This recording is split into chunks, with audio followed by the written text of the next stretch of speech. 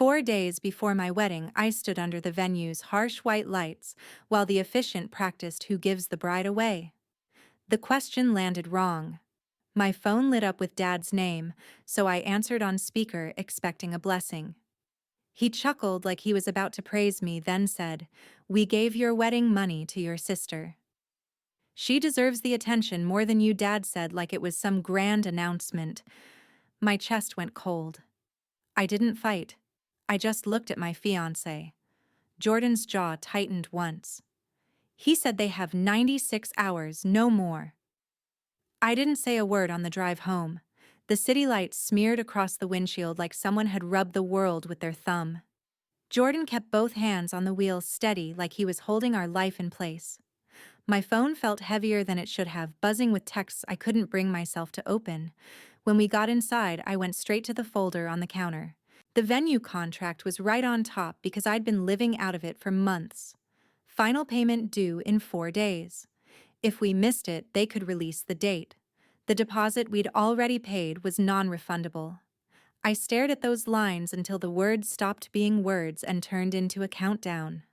Wedding money wasn't some vague promise in my head.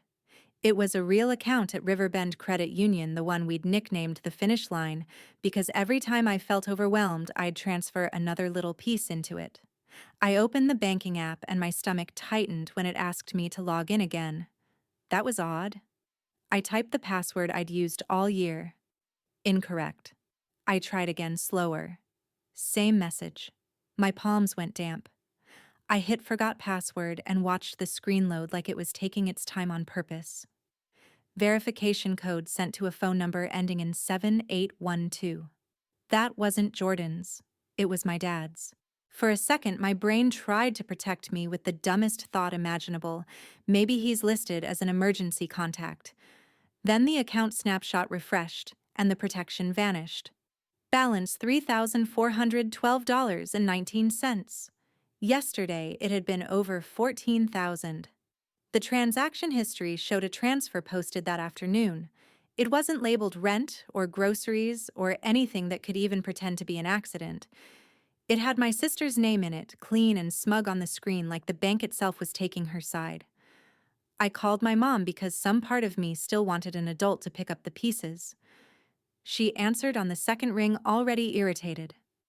I didn't even get a full sentence out before she sighed and said, "Mia, don't do this right now." Right now. 4 days before my wedding. After my father took our money and announced it like a prize, I stood there with the phone against my ear, remembering every time I'd been told to be the bigger person, every time my milestone became a footnote, because my sister needed the room more than I did. My throat burned, not from tears, but from swallowing words I'd been trained to swallow. Jordan looked over at me once, then at the contract, then back at my face. "That's why it's 96 hours, he said quietly. Because after that, we pay the consequences, not them. 72 hours before I was supposed to walk down the aisle, I sat at our kitchen table with my laptop open and the venue contract beside it like a threat. Jordan slid a mug of coffee toward me, but the smell turned my stomach. I wasn't hungry. I wasn't tired. I was stuck in that moment under the venue lights, hearing my father's laugh like he'd just won something. I called Riverbend Credit Union because I needed to know if I was losing my mind. The automated voice thanked me for being a valued member, then dropped me into hold music that sounded too cheerful for what it was about to confirm. When a representative finally came on, I kept my voice steady on purpose. I didn't tell her a story. I gave her facts. My name, my account number, my security questions. I asked why a password reset code would be sent to a number that wasn't mine. There was a pause. Keys clicking. Then she said carefully, like she was reading off a policy instead of a betrayal. "The primary contact number on file ends in 7812. I stared at Jordan. He didn't react. He just nodded once, like he'd expected the answer and was filing it away. "Can that be changed?" I asked. "We can update contact information in person with proper identification," she said. "If there's another authorized party on the account, they may also receive notifications." Authorized party. Another way to say he's not just in my life, he's in my money. By noon, my mom texted, "Come by for dinner. Your dad wants to talk." Like this was a scheduling issue, not a theft. Their house smelled like lemon cleaner and reheated leftovers, the kind of smell that always meant my mother had decided things were fine. My sister was already there, perched on the bar stool in a brand new outfit, scrolling through her phone, like the room existed to admire her. When she looked up, she smiled the way people smile when they think you can't do anything. Dad didn't wait for plates or small talk. He stood at the head of the kitchen like it was a podium and said, "We needed to do something for Bree." I said, "You transferred $10,625. He waved a hand, annoyed by the precision. "Don't get dramatic. It's wedding money. You'll still get married."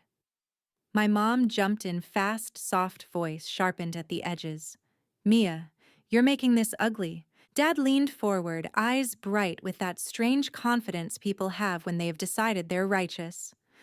"She deserves the attention more than you," he said, like he was explaining gravity. "You have Jordan. You have a career. Bree needs a win." My sister finally spoke, sweet as poison. "It's not like you were going to miss it." Jordan didn't argue. He didn't raise his voice. He just looked at my father the way you look at a locked door you're done trying to open from the wrong side. On the drive home, he said, "Now we stop asking for permission." 72 hours left. 48 hours before the wedding, my phone became a courtroom. It started with my mom, of course. A long message that looked gentle until you read it twice. "Your father is devastated. Bree is embarrassed. You're turning a family decision into a public spectacle." Public spectacle. The only public thing about this was the way they were already trying to narrate it without me. Then the group chat lit up. Aunt Denise wrote, "Honey, weddings bring out stress. Don't let money poison your heart." Cousin Rachel texted, "Is this really worth ruining the day?" My uncle, who hadn't asked about my life in 2 years, suddenly had an opinion. Family comes first. Period. Nobody asked if he took it. They asked why I was reacting. I stared at the screen until the words blurred.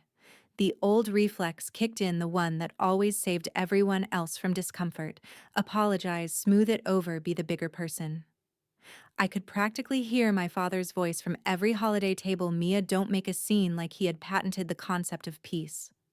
Jordan took my phone and set it face down. "They're doing what they always do," he said.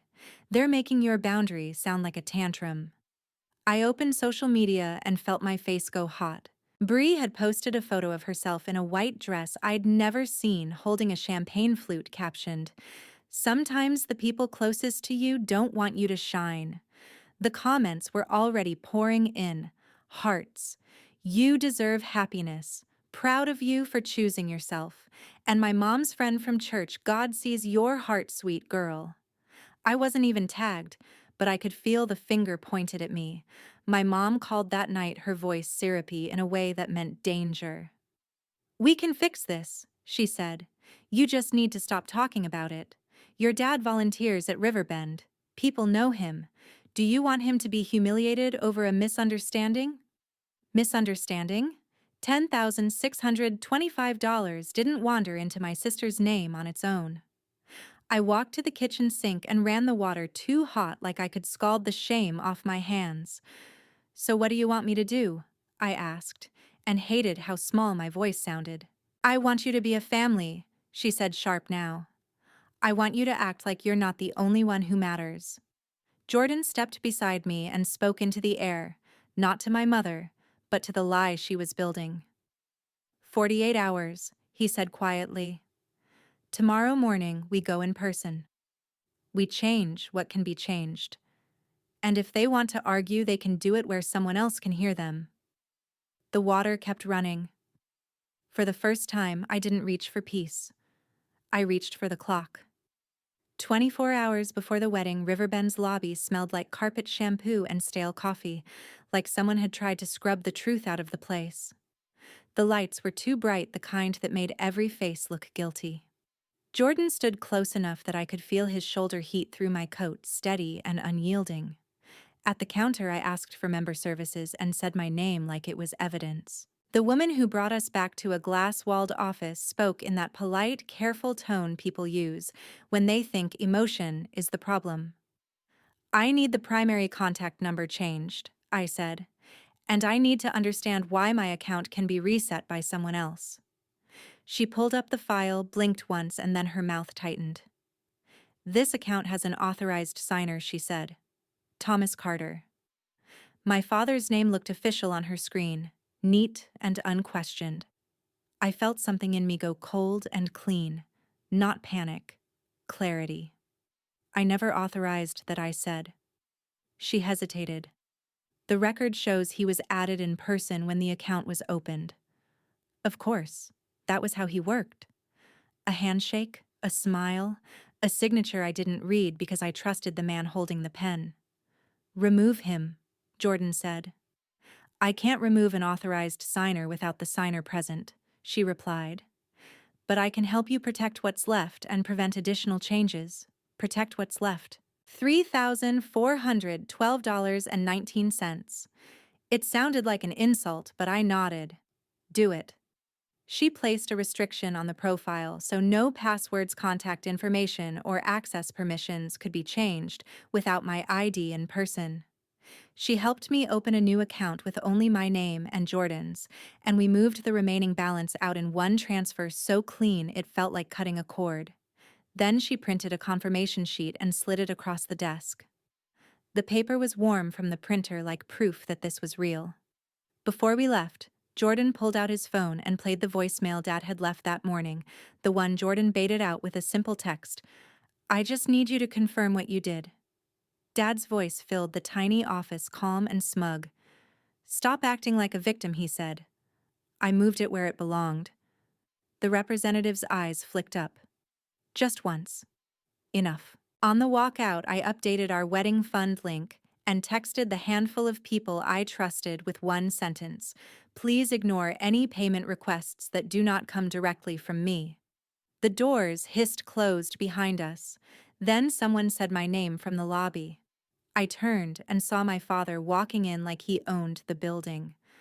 I turned, and there he was, striding through the lobby like it belonged to him. He didn't look surprised to see me. He looked inconvenienced, like I'd forced him to show up and do parenting paperwork. "There you are," he said loud enough for the waiting area to hear. "We're not doing this here." Jordan didn't flinch. "You already did it here," he said, calm. Dad's eyes flicked to the glass office behind me. "You think you can embarrass me at my own credit union?"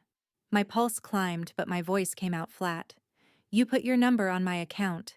You moved $10,625. You told me it belonged with Bree." The representative stepped out, reading the room in one glance. "Mr. Carter," she said, professional, "we need to speak privately."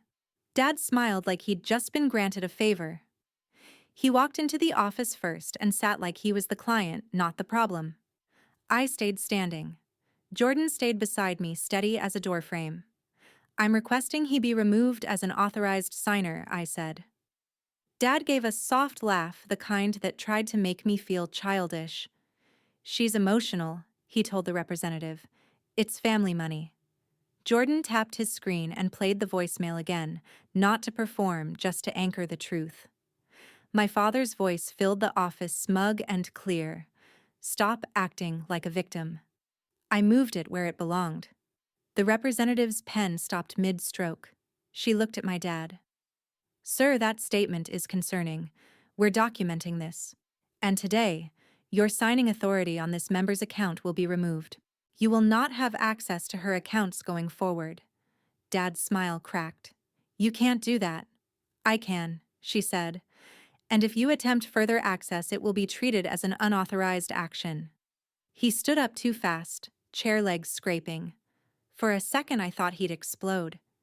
Instead, he leaned in, low and bitter, like a warning was supposed to count as love. "You're going to regret making me the villain." Jordan met his eyes. "No," he said. "You're going to regret thinking we'd keep letting you." The next afternoon, 96 hours after that call, I was back under the venue's harsh lights. The officiant asked again, "Who gives the bride away?" And my father stepped forward like the answer was still him. The coordinator moved first clipboard held tight. "I'm sorry," she said, voice firm. "You're not on the final guest list." My mother's face crumpled. My father stared at me like I'd stolen something from him. I didn't raise my voice. I didn't explain. I just took Jordan's hand and walked toward the doors. No more. Inside, the ceremony went on without the noise that used to run my childhood. 2 seats in the front row stayed empty, and for once emptiness felt like relief instead of loss. Jordan's hand never left mine. When the officiant asked who stood with us, the answer was simple: the people who didn't need to be begged to respect us. Afterward, my sister posted photos from her little celebration, a white dress and a grin, like she'd won. By morning, the post was gone. Someone had commented cute. Who paid for it? And the question spread faster than the attention. 3 days later, an envelope showed up in our mailbox. No card, no apology, just a cashier's check for $10,625 and a sticky note that read, "Let's move on." I held it for a long minute, then slid it back into the envelope and mailed it back uncashed. Moving on doesn't start with a check. It starts with the first time you don't trade your dignity for peace. Before we close, I want to be clear about one thing. This story is dramatized, fictional scenario, and any names, places, and situations are purely coincidental. We share stories like this to entertain, yes, but also because family drama often follows patterns that are painfully real. When you watch a situation like Mia's unfold, you are not just watching a plot twist, you're watching entitlement, favoritism, and pressure tactics that a lot of people quietly live with. And if this kind of storytelling gives you a language for boundaries or a new way to look at respect and responsibility, then it's doing more than just keep you hooked. Now I want to hear from you in the comments. If your parents said, "We gave your wedding money to your sibling," what would your next move be? Could you confront them in the sport, or could you do what Jordan did? Go cold, set a deadline, and back it up with action. And where do you personally draw the line between helping family and being used as a family's easy solution? Also tell me this, do you think Mia was right to mail that check back, or should she have cashed it and considered the matter closed? Because sometimes the money isn't the point, the asset is. Thank you for being here, for watching, and for supporting the channel. Your likes, your subscriptions, especially your stories in the comments, keep this community alive.